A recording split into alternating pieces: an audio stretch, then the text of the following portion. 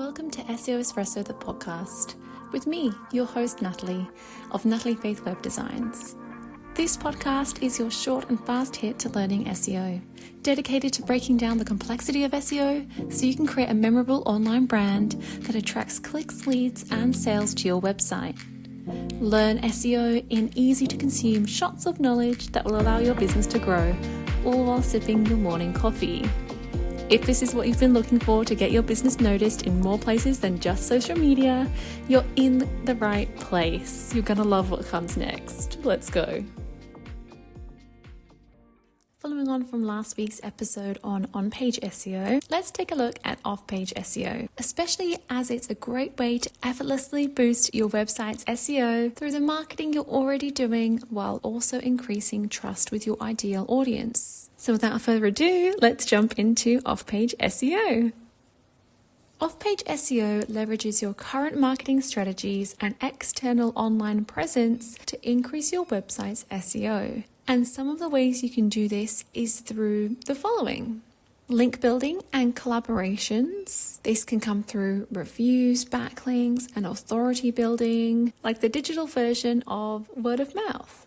You can grow your digital presence, especially since Google has started indexing social media posts, but also Google can see how much engagement you're getting on your posts at the moment. So it can already see if you have a large presence on social media and if you've already built authority on there.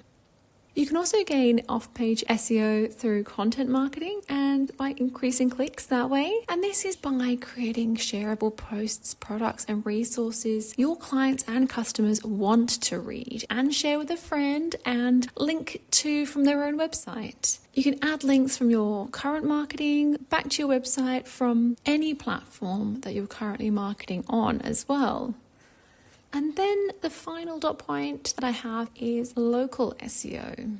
This is particularly great for off-page SEO. So Google My Business and Bing and business association pages, in particular in the health and wellness space. There's usually quite a few association pages that you can share your information on, and listings and directories. So this could be anything from an industry platform that shares information on your particular niche, or directories like Yellow Pages or True Local and things like that. All of these are fantastic for off-page SEO. Another easy way to do this is to give your audience options of different ways that they can find you through your different marketing channels. Always link back to your website from that marketing channel so you create hype for your website or for that particular topic or keyword. You could try some of these. These are particularly great at creating more links back to your website.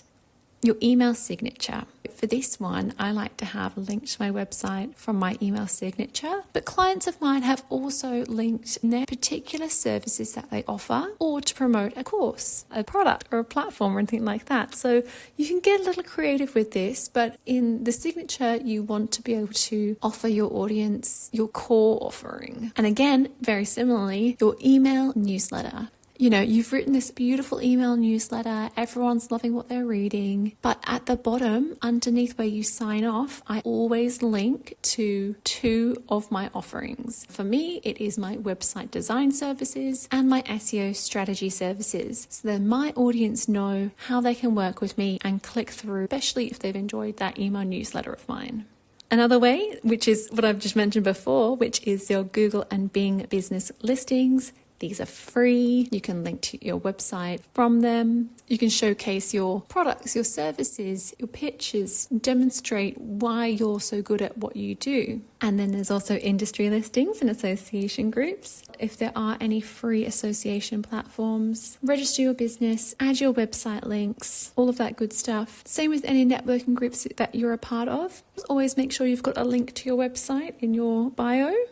If you are doing any press releases and media, maybe TV or radio interviews, always make sure that you share your website link, your social media channels, and any other essential contact information. These are so important, just so then if anyone who hears you on those different platforms can easily get in touch with you and learn more about you. So if you're doing any guest posting or podcasting, make sure that you share with the other person you're collaborating with your website, particular links regarding the topic that you're discussing, and of course any social media or contact information. And then of course there's the offline marketing options as well, such as billboards and banners, A-frames, business cards or a digital contact card, magazines and flyers and catalogs. Although people can't click on them, these are also great to have your website on, so then people can see that you've got a website, they know what it's called. Alternatively, you can add a QR code to your offline marketing, so people can then easily scan, get in contact with you, link directly to your website or landing page that you want them to go to, and learn more about you that way.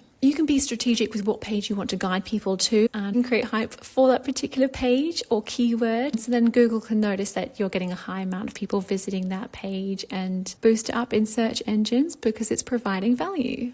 Another important factor in creating more SEO this way is to ensure that you use only one business name across all of your different online marketing platforms, from your website and social media accounts and any other marketing that you do. Please just try and use the one same consistent name everywhere. This is more about being easily searchable and, as I said before, consistent with your marketing and creating a better customer experience, because when you use different business names or spellings across different platforms, it will confuse your customers. Another thing I should mention when it comes to off-page SEO is that Google particularly likes it when you show your audience the experience that they can expect by working with you. You are able to demonstrate your expertise within your industry, your authority in business, particular skill, or your knowledge in that industry, and also how trustworthy you are to work with. And this has been demonstrated by past clients through reviews or case studies. So this is actually an algorithm that's called EAT, and that stands for experience, expertise, authoritativeness, and trustworthiness. And Google has shared that websites that clearly show each of these factors well actually rank better. I'll go into EAT a little bit more in a future episode, but I just thought I would touch on that now so you're aware that this also has an impact on off-page SEO as well. Okay, I'm going to leave it here for today. So if you've enjoyed this podcast and you know someone else who wants to learn SEO, please share it with a friend.